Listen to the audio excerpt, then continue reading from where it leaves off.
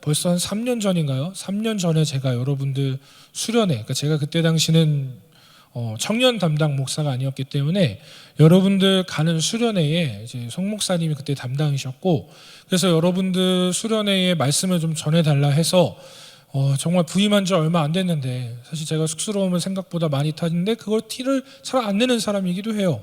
그런데 어찌됐든 와달라 그래서 갔어요. 가서 이제 그때 주제가 제 기억으로는 예수님을 만난 사람들에 대한 그런 스토리를 가지고 이제 말씀을 쭉 전하는 그런 본문이었던 걸로 기억을 해요.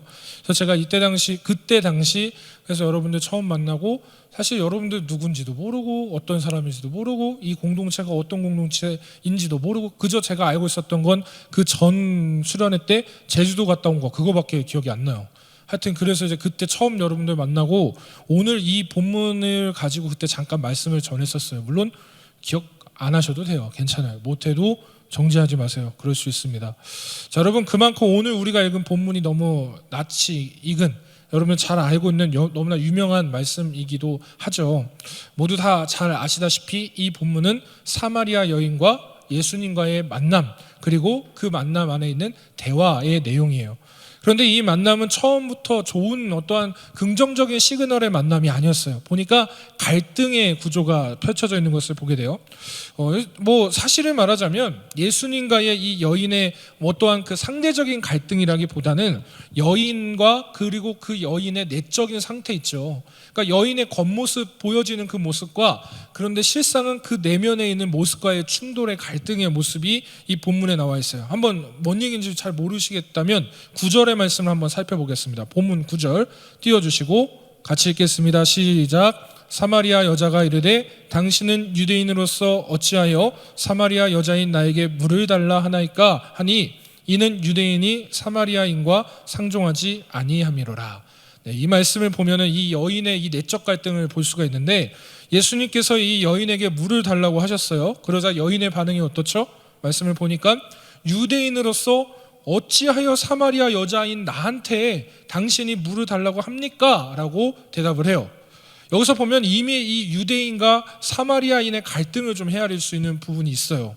오늘 여러분 이 유명한 이 말씀 본문은 여자가 이렇게, 이 여인이 이렇게 대답함으로 인해서 그 안에 드러난 갈등의 깊이를 증언하고 있고요. 그리고 우리가 방금 읽은 이 9절 하반절에 보면 유대인이 사마리아인과 친하지 않았다 정도가 아니라 아예 상종하지 않았다라는 것을 기록하고 있는 걸 보게 돼요. 여러분, 수많은 유대인이 있었고요. 그리고 수많은 사마리아인들도 그 시대 때 있었음에도 불구하고 이 두 민족이 절대 상종하지 않았다라고 말할 정도로 역사적인 골이 상당히 오래된 거예요. 지금 여러분, 물론 이제 저는 나라 대 나라의 어떠한 그런 골을 뚜렷하게 말씀드리고 싶지는 않지만 정치적인 것도 있기 때문에, 또 아시겠지만 우리나라하고 상당히 오래 전부터 골이 깊은 나라가 어디예요?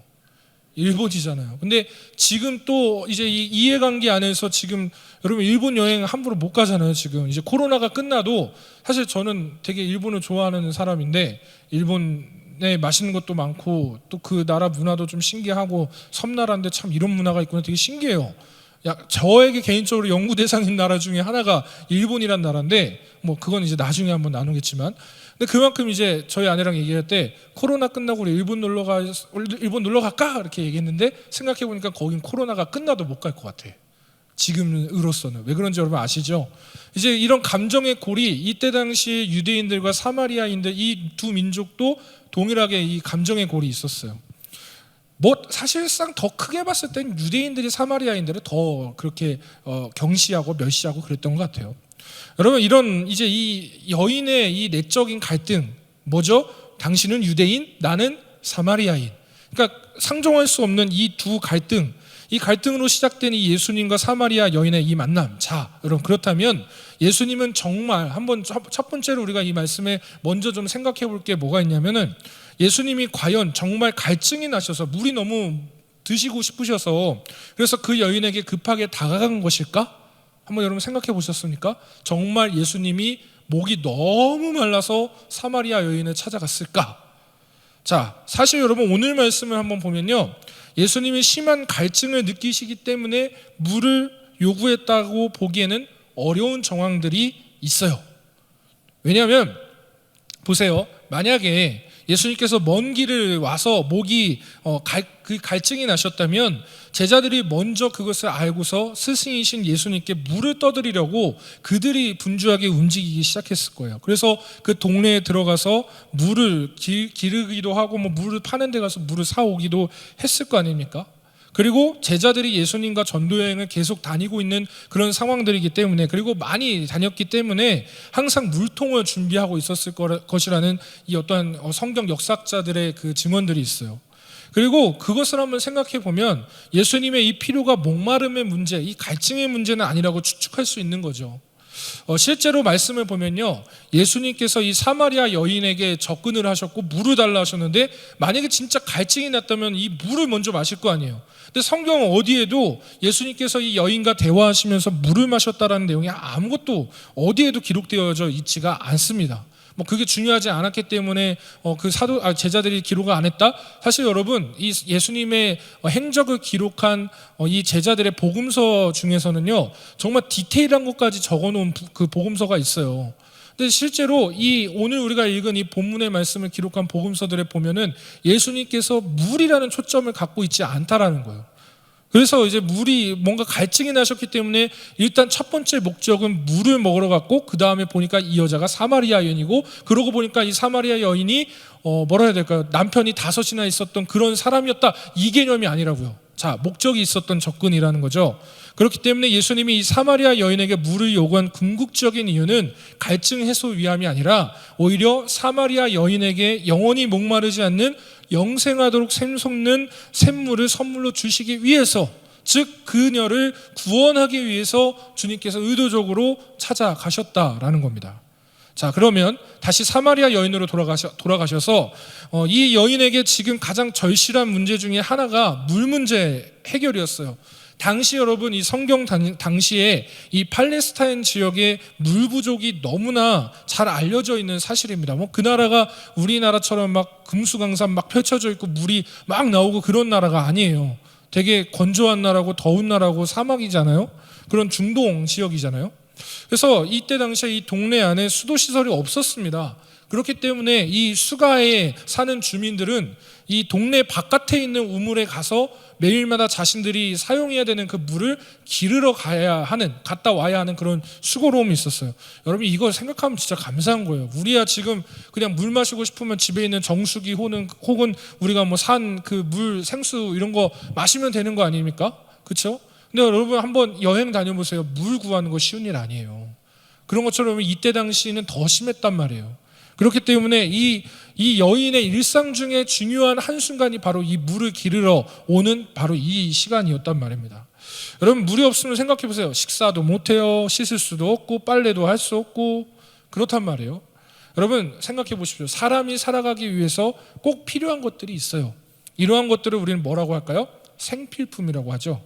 여러분, 여기에 이 생필품 안에 이 의식주 문제를 해결하기 위한 구체적인 것들이 그 안에 있긴 하겠지만 정말 그 중에 정말 중요한 하나가 바로 물이에요. 물이 없으면 사람은 살아갈 수가 없죠. 그리고 물 이외에도 인간은 생존 또는 생활을 하기 위한 필수 요소들이 분명히 있어요. 꼭 필요한 것들이 있단 말이에요. 여러분, 인간은 그 필수 요소들을 구하게 되어 있어요. 그래서 아무리 전쟁통이 나도 내가 살아가기 위해서 필요한 필수 요소들을 찾기 위해서 그렇게 노력하잖아요. 그렇다면 여러분, 지금 한번 생각해 봅시다. 여러분 각자에게 가장 필요한 것이 뭘까요? 뭐라고 생각하세요? 한번 혼자 생각해 보세요. 여러분, 오늘날 지금 우리가 살아가고 있는 이 시대를 황금 만능주의라고 부르기도 하잖아요. 그런 지가 오래됐잖아요. 그런데 사람들은 이 생활의 필수 요소를 획득하기 위해서 최우선적으로 필요한 것들을 생각했을 때 뭐라고 생각할까요? 이것들을 다 내가 모집하기 위해서 나에게 그것을 뭐라고 해야 되죠? 획득하기 위해서 필요한 거? 돈이잖아요. 그렇죠? 물질이에요. 근데 여러분, 틀린 말은 아니죠. 그게 틀린 말은 아닌데, 여러분 한번 잘 생각해 보자고요. 돈이 절실히 필요한데, 이제 오늘 말씀에 이거를 한번 대입해 볼게요. 돈이 절실히 필요한데 누가 와서 나도 돈이 없는데 돈을 좀 달라고 한다면 여러분 기분 어떨 것 같아요? 한번, 진수 어디 갔어? 아, 그래, 뒤에 있었구나. 진수가 돈이 진짜 없는데, 너 진짜 실제로 돈이 없잖아. 그치. 근데 갑자기 목사님이 야 진수야 목사님이 스테이크 한 5만 원짜리 먹고 싶은데 사줄래? 이러면 어떨 것 같아요? 야, 그거 아니잖아. 왜 그래? 다시 잘 생각해봐. 너 이번 주 목요일날 나 만나기로 했잖아. 좀 또 밀렸어 쟤. 맨날 나한테 내가 튕기는 지금 존재인데 너 만나기로 했어 나. 근데 내가 갑자기 진수야 목사님 오늘 너한테 얻어먹어야겠거든. 근데 내가 한두 푼 되는 거 말고 훨씬 비싼 거 먹어야겠어 했을 때도 어떨 것 같아? 기도를 해야 될 것 같다. 자, 그래요. 기도하세요. 진짜 스테이크 사달라고 해야 되겠네. 여러분 한번 입장을 바꿔 생각해보세요. 나도 돈이 없는데 나한테 이 결핍이 있는데 와갖고 자꾸 그걸 달라고 하는 거예요. 여러분 어떨 것 같아요? 기분 별로 안 좋아요 그거. 나 자신이 돈이 필요해서 돈을 구하러 왔는데 근데 누군가 와서 나에게 돈 좀 달라라고 한다면 여러분 뭐 어떤 얘기 하겠어요? 그러니까 저런 이상한 말 하는 거야. 기도해야죠. 진짜 할 거야? 저거 봐 대답 못 하잖아 지금. 여러분 오늘 말씀 보면은 이 사마리아 여인의 느낌도 사실 이와 비슷할 것 같다는 생각을 해요. 물론 사마리아 여인이 황당하게 생각한 거는 자신이 필요한 것을 예수님이 오히려 요구했다는 점도 있어요. 제가 지금 방금 말씀드린 것처럼. 그러나 당시 더 이 황당했던 것들이 뭐냐면 유대인이었던 예수님이 사마리아인인 자신에게, 그러니까 이 유대인이 사마리아인에 대한 어떤 강한 정서적인 반감이 있는데도 불구하고 자신에게 먼저 찾아와서 말을 건넸다는 점이 더욱 놀랄 만한 이유겠죠. 그렇죠? 예수님의 이 물에 대한 요구가요, 여러분 단순히 마시는 물에 대한 요구보다 더 귀한 생수를 주시기 위함이라고 제가 말씀드렸잖아요. 그러면 영원히 목마르지 아니하고 영생하도록 솟아나는 샘물이 뭘까요? 그것은 바로 예수님 자신이라는 거예요. 내가 너에게 찾아왔다. 이게 지금 중요하다는 거예요. 여러분 이사야 58장 11절 한번 하반절 볼까요? 이사야 58장 11절. 이 구절로 만들어진 축복 찬양도 있는데 한번 보세요. 한번 같이 읽어볼까요? 시작. 너는 물된 동산 같겠고 물이 끊어지지 아니하는 샘 같을 것이라. 이 말씀에서 여러분 이 이사야 말씀에서 예언했던 샘물이 누굴까요? 누굴까요? 진수일까요? 저일까요? 누굴까요? 네, 당연히 예수님이시죠. 이 샘물, 솟아나는 샘물이신 예수님이 그녀에게 찾아갔다라는 것이 큰 의미예요. 사랑하는 청년 여러분, 사람은 자꾸 생존을 위한 필수품에 초점을 맞춰서 살아가려고 합니다. 하지만 여러분, 정말 필요한 것이 뭘까요? 그것에 초점을 맞춰야 되는 것이 아니라 진짜 중요한 것은 사람의 생존을 주관하시는 하나님께 있다라는 거예요. 여러분 물을 주관하시는 분도 하나님이시고요. 그리고 우리의 생명을 주관하시는 분도 하나님이세요. 아무리 나한테 물이 많다고 해도, 아무리 나한테 내가 억만장자가 되었다고 해도 생명을 주관하시는 하나님께서 너 오늘 끝이야 하시면 끝나는 거예요. 청년회 때 여러분 저는 이거 되게 많이 잘 열심히 진짜로 기억하고 있어야 된다고 생각합니다. 그래서 전도서에서 그렇게 고백하죠. 너는 청년회 때에 너를 뭐한? 나를 창조한, 지으신 창조주 하나님을 기억하라라고 말씀하고 있는 거예요. 여러분 보세요. 사람은요 누구나 내가 살아가고 있는 이 생활의 어떠한 모든 패턴 안에서 나를 유익하게 만드는 것에 자꾸 초점을 둬요. 그건 뭐 본능일 것 같아요. 저도 그래요. 저도 저한테 누가 용돈 준다 그러면 좋아하지. 아 용돈이요. 제가 또 목회자니까 뭔가 청빈한 삶을 살아가야 되니까 한번 생각 좀 해볼게요. 절대 그렇지 않아요. 만약에 우리 진수가 목사님 이건 목사님 용돈 하세요 주면 할렐루야 하고 받을 것 같아요. 그렇게 하라는 건 아니야. 나중에 여러분 저도 그래요. 다 그렇잖아요. 그런데 여러분 우리가 조금 더 깊이 묵상해 보자고요. 깊이 생각해 보자고요. 그것이 중요하지 않다는 건 아니에요. 우리가 근데 생활하는데 물질도 필요해요. 여러분들이 살아가는 데 있어서 이 생활의 모든 요소들이 다 필요합니다. 그러나 먼저는 더 생각해야 될 것이 있다는 거예요. 무엇입니까? 나의 모든 것을 주관하고 있는 창조주 하나님을 기억해야 된다는 겁니다. 여러분 하나님께서는 오늘 말씀에 예수님을 통해서 영원한 생명을 허락하심을 말씀하고 있는 거예요. 여러분 이 말씀 너무나 잘 알고 있죠. 그러니까 여러분 영원히 목마르지 않고 영생하도록 솟아나는 샘물은 우리 인생의 모든 필요 요소들을 해결해 주시고 모든 문제를 해결해 주시는 우리 주 예수 그리스도라는 것을 말씀이 선포하고 있는 것입니다. 여러분 문제가 해결된다는 것은 나의 필요한 것이 해결되고 돈이 생긴다는 게 아니에요. 여러분, 우리의 가치관이 달라진다는 것이 바로 이것을 의미하는 거예요. 더 이상 생존을 위한, 내가 하루 살아가기 위한 그것을 위한 물질과 돈을 추구하지 않고 진정한 삶의 목적을 알게 되면, 그러면 그 목적에 따라 살아간다는 것을 의미하는 거예요. 여러분, 사람이 먹기 위해만 살아간다면 그게 동물하고 다를 게 없잖아요. 그렇지 않아요? 그런데 사람은 그렇지 않아요. 사람은 하나님을 생각하고 그분과 교제하고 그분과 함께하고 그분을 묵상하고 그분이 가라고 하시는 대로 그대로 명령하며 순종하며 갈 수 있는 게 사람이지 않겠습니까? 우리의 창조하신 하나님의 목적대로 살아가는 것, 그 창조의 질서대로 살아가는 것, 그게 하나님께서 우리를 지으신 하나님의 질서라는 것을 기억하시라는 거예요. 그렇다면 사랑하는 청년 여러분, 우리에게 있어서, 저와 여러분에게 있어서 진정한 삶의 목적이 무엇이겠습니까? 그것은 하나님의 이름을 영화롭게 하는 거예요. 구체적으로는 영과 진리로 하나님을 예배하는 거죠. 여러분, 먼저 인간은 생존을 위한 헛된 추구를 버려야 돼요.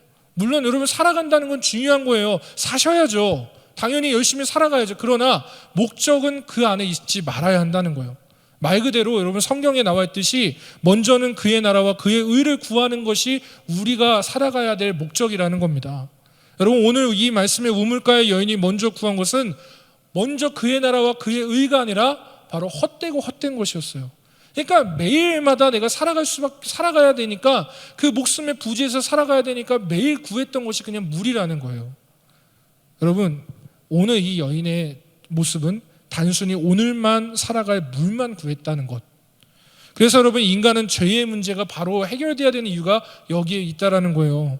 내가 추구했던 헛된 것을 버리고 죄의 문제를 해결받는 사람만이 영과 진리로 예배할 수 있는 사람이 되거든요. 여러분, 한번 생각해 보세요. 세상에 헛된 것을 추구하면서 진정한 예배 드릴 수 있을까요? 그저 교회 와서 예배당에 앉아서 몸만 예배 드린다고 해서 그게 예배라고 할 수 있을까라는 거예요. 세상에 헛된 것을 버리지 않고 결코 하나님 앞에 온전히 예배하기는 사실 쉽지가 않아요. 여러분, 마음의 탐욕을 가지고 하나님께 온전히 예배할 수 없습니다. 진정한 주님 앞에 나가는 예배자가 되려면 반드시 내 삶에서 주님보다 더 귀히 여기고 더 우선순위로 여겼던 헛된 것을 버리고 무조건 우리의 죄의 문제를 해결받아야 돼요. 여러분, 오늘 사마리아 여인이 예수님과 나눈 대화의 첫 번째 주제는 물이었습니다. 이제 잘 생각해 보세요. 그녀에게 다가갔던 주님의 먼저 첫 번째 이야기는 물이라는 주제였어요. 근데 예수님의 궁극적인 목적이 그 물이라는 메시지에도 담겨져 있지만, 이제 그 다음에 계속된 대화에서 나와요. 이제 그 다음 대화의 주제가 뭐였을까요? 물 다음은 남편입니다. 남편. 예수님께서 여러분, 사마리아 여인에게 물을 좀 달라 하신 후에 두 번째 요구로 16절에 보면 너의 남편을 불러와라, 갑자기 생뚱맞은 이야기를 하세요. 어떻게 보면 여러분, 아주 이 말씀을 보면 가장 아주 맥락을 알 수 없는 뜬금포를 말씀하시고 있는 거 아니겠습니까? 이에 대해서 여인의 대답이 뭐냐면 17절 상방절에 보니까 나는 남편이 없습니다 대답해요. 근데 예수님은 이러한 여인의 대답에도 불구하고 한 번 더 아주 고집스럽고 집요하게 여인의 상황을 딱 집어서 말씀하세요. 18절 한번 볼까요? 본문 18절 같이 읽겠습니다. 시작. 너에게 남편 5이 있었고 지금 있는 자도 내 남편이 아니니 내 말이 참되도다. 여러분, 이거 되게 좀 놀라지 않겠어요? 갑자기 어떤 예를 들어서 갑자기 목사님이 이제 우리 다은이를 찾아가서 너도 다음 주 화요일 날 신방이구나. 찾아갔는데 갑자기 너 남편을 데리고, 아직 결혼도 안 했지만 남편을 데리고 하는데, 이제 다은이가 저 남편 없어요. 그런데 너에게 남편이 5이나 있고 이런 얘기를 한다고 생각해보면 되게 당황스러운 거 아니에요? 근데 예수님이 오늘 이 여인을 알지도 못하시고, 그리고 이 여인조차도 예수님이 누군지도 모르는데 갑자기 남편 얘기를 하기 시작하더니, 그랬더니 남편 없다고 얘기했더니 아니야, 너 남편 5 있잖아, 이런 얘기 하시는 거예요. 여러분, 근데 이 말씀을 하신 이유가 있지 않겠습니까? 물 다음에 나온 게 남편이에요. 자, 여러분, 여기서 보게 되면 여기에 이 여인이 가진 또 다른 목마름이 있는 것을 보게 돼요. 이 세상에 남편이 5번이나 바뀌기를 원하는 여인이 있을까요? 우리 중에 결혼한 사람이 현지밖에 없어요. 너 남편 또 바뀌었으면 좋겠다. 아유, 안 되지. 그래, 동현 아니야. 네, 아니에요. 나도 우리 아내 안 바뀔 거예요. 절대. 우리 아내만 좋아. 네. 세상에 그런 사람 없겠죠. 없어야겠고. 여러분 누구나 그러하듯이요, 이 사마리아 여인도 최소한의 보편적인 삶을 바랬었어요. 그래서 한 남자의 사랑을 받고 싶었고 그 남자의 여인으로 평생 살아가고 싶지 않았겠습니까? 사랑을 듬뿍 받으면서. 근데 그녀의 인생이 그녀의 바람대로 되지 않았다는 거예요. 한 번도 아니고 두 번도 아니고 세 번도 아니고 네 번도 아니고 5번이나 남편이 바뀌어야 됐어요. 그리고 이제는 어떤 남자와 살고 있는 여인이 가장 생에 대한 어떤 그 지금 이제 살아가고 있는 이 생에 대해서 얼마나 환멸을 느끼지 않았겠습니까? 이 여러분 쉽게 헤아릴 수 있는 게 아니에요. 그냥 그 사마리아 여인 손가락질만 할 게 아니라 한번 그 여인의 마음이 어땠을까 생각해 보자는 거예요. 얼마나 마음속에 환멸이 있겠어요. 얼마나 마음에 어려움이 있겠냐는 거예요. 여러분 우리가요 여기서 한 가지 좀 잠깐 생각했으면 좋겠는 게 우리가 그리스도인으로 살아가는데 분명 믿음의 분량이 좀 달라요. 그래서 믿음의 차이가 있고 또 지금 내가 살아가고 있는 어떤 신앙생활하는 모습들에 대한 그 차이들이 분명히 있어요. 어떤 사람은 뜨거울 수도 있고 어떤 사람은 찰 수도 있고 어떤 사람은 지금 그냥 밋밋할 수도 있고 어떤 사람은 막 왔다 갔다 할 수도 있는 거 아닙니까? 근데 여러분 우리가요 그 사람의 상황에 들어가지 않고서는 절대 그 사람의 믿음이나 삶에 대해서 함부로 얘기할 수 없어요. 제가 정말 제일 어려운 자리가 바로 이 자리예요. 왜냐하면 여러분들은 이번 주 한 주간 동안 열심히 진짜 세상에서 치열하게, 제가 우리 리더 순장들 지금 만나고 있거든요. 다 얘기 들으면 너무 치열하게 믿음의 분투를 쌓으면서 살아가고 있어요. 근데 보세요, 저는 한 주간 동안 제가 자는 것도 교회예요, 먹는 것도 교회예요, 심지어 이런 얘기하면 미안하지만 싸는 것도 교회에서 싸요. 저는 교회가 집이니까. 그래서 이곳에서 계속 주님과 교제하고 뭐 속상한 일 있으면 여러분들 직장에서 기도 쉽게 할 수 있어요? 못하잖아요. 근데 저는 그냥 여기 앞에 나와서 그냥 기도하면 땡이에요. 그래서 기를 이만큼 쫙 모았다가 저는 이제 이 자리에 서갖고 여기서 그냥 막 여러분들한테 파워풀하게 전하면 되거든요. 근데 제가 늘 정말 하나님 앞에 정말 기도하는 것 중에 하나가 뭐냐면 여러분들하고 저하고의 삶의 패턴이 좀 다르거든요. 여러분들은 지금 이곳에 정말 사마리아 여인처럼 터벅터벅 걸어와서 이 자리에 앉아 계시는 누군가가 분명 이 자리에 있을 거예요. 근데 저는 그분들에게 그렇게 살면 안 돼, 너 그거 잘못됐어, 제가 한참 그렇게 또 설교도 했었어요. 근데 주님 앞에 계속 말씀을 묵상하고 또 만나보니까 내가 더 우리 청년들 더 마음에 품어야 되는데 이런 회개하는 마음이 막 생기기 시작해요. 여러분 오늘 말씀에도 예수님이 그녀에게 다가갔을 때 첫 번째는 물, 그 다음에 두 번째 뭐라고요? 남편 얘기했잖아요. 근데 예수님께서 그녀에게 절대로 너 지금 남편 5 만난 거 이거 정상이야? 너 말이 돼 이거? 그렇게 다가가시지 않았다라는 거예요. 그녀의 이 5명이나 바뀔 수밖에 없었던 그 기구한 삶에 대한 그 여인의 그 목마름에 대해서 주님께서 해결하시고자 찾아가셨다라는 거죠. 여러분 분명 누구라도 이 여인에 대해서 생각한다면 수군대고 싶을 거예요. 누구라도 이 여인을 지나칠 때면 보통의 눈빛으로 지나칠 수 없을 겁니다.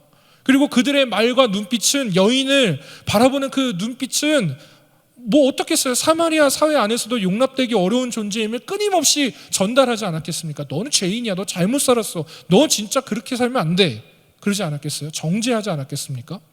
근데 여러분 이 예수님의 질문은 이 여인의 개인적 아픔, 그리고 그로 인해서 사회적으로 동시에 그녀가 겪고 있는 그 아픔을 향한 것이기도 해요. 여러분 이 정오라는 시간대는 뭐 제가 한번 말씀드렸던 것 같은데 이 사마리아 여인 당시의 정오라는 시간대는 가장 더운 때를 얘기하는 겁니다. 그래서 그 우물을 기르러 오는 그 우물이 사실 여러분 핫플레이스예요. 왜냐하면 그때 당시 많은 사람들이 우물가에 가서 물을 길러야 되잖아요. 이 여인뿐만이 아니라. 그러니까 사람들 막 많이 모이는 핫플레이스예요. 근데 가장 사람들이 오지 않는 그 시간대를 찾아가서 그녀가 갈 수밖에 없었던, 사회적으로 받고 있는 그녀의 고통들이 분명히 있었다라는 거예요. 누구도 해결할 수 없는, 이미 어떻게 보면 지나온 여인의 삶이 지닌 이 목마름은 자신이나 그 누구도 풀 수 없는 그런 것이었단 말이에요. 사랑하는 청년 여러분, 오늘 이 본문은 유대인도 외면하고 사마리아 사회도 외면한 지극히 작은 자 한 사람의 오래된 그 목마름을 아시는 분이 계셨다라고 증언하고 있습니다. 여러분 예수님은 어찌 보면 개와 같은 그런 취급을 당하고 있는 이 부정한 사마리아 출신에, 그것도 모자라서 남편을 5이나 두었고 이제는 다른 남자와 살고 있는, 사회적으로도 낙인이 찍혀있는 아주 왕따 중에서도 왕따고 정말 그 누구도 이해해 줄 수 없는 그 사람, 그 여인, 그녀에게 생수를 주겠다라고 말씀하시고 있는 거예요. 그러면 그 생수는 어떤 생수일까요? 제가 여기 애드립에다 써놨는데 삼다수일까요? 에비앙일까요? 써놨는데 이거 안 하길 잘한 것 같아요. 지금 사실 한 거긴 하지만 요즘 속으로 다 웃고 있는 거 알고 있어. 와, 목사님 어떻게 저런 개그를 하고 있지? 자, 여러분 이 시간대가 예배드리기가 제일 힘든 시간대입니다. 웃기면 웃으세요. 지금 말고 나중에. 자, 이 생수는 14절에서 말씀하고 있듯이 영원히 목마르지 않고 그 속에서 영생하도록 솟아나는 생수예요. 그리고 15절에서 보면 다시는 여기에 물 기르러 오지 않아도 되는 그런 생수라고요. 다시 말씀드릴게요. 14절에서 말씀하고 있듯이 예수님께서 주시는 이 생수는 영원히 목마르지 않고 그리고 그 속에서 영생하도록 솟아나는 생수라고요. 말라져 있는 게 아니에요. 언젠가 마를 수밖에 없는 그런 한계가 있는 생수가 아니라 영원하고 또 솟아나는 생물이라고요. 그리고 15절에 나와 있듯이 다시는 여기에 너가 이 태양볕에 정말 이 뜨거운 이 정오에 물 기르러 오지 않아도 되는 그것을 예수님께서 그녀에게 주셨다라는 거예요. 사랑하는 청년 여러분, 우리 예수님은 이러한 생수를 우리에게 주시는 분이십니다. 믿으십니까? 이 사마리아 여인에게 이 생수를 주셨듯이 여러분들에게도 오늘 그 생수를 주시는 분은 예수 그리스도시라는 거예요. 여러분 여태껏 우리는 우리의 목마름을 채우기 위해서 너무나 고달프게 살아왔어요. 계속 그렇게 살아가고 있고요. 그리고 청년 때 누구보다도 이 목마름을 항상 느낄 때가 제가 봤을 땐 청년 때예요. 그런데 그 물을 기르러 가기 위한 과정이 너무나 험난하죠. 남들 눈치 봐야 될 때도 있고요. 그래서 고생해서 아무도 다니지 않는 그 정오의 뜨거운 태양볕을 맞으면서 물을 기르러 가야 될 때도 있었어요. 그리고 또 때로는 많은 사람들의 눈총을 맞으면서 그들의 차가운 말들을 통해서 상처받으면서 살아가면서 그 갈급함을 계속 요구했던 때가 있지 않습니까? 여러분 지금 그 시대 그 상황을 살고 있는 분들 이 자리에 있으실 거예요.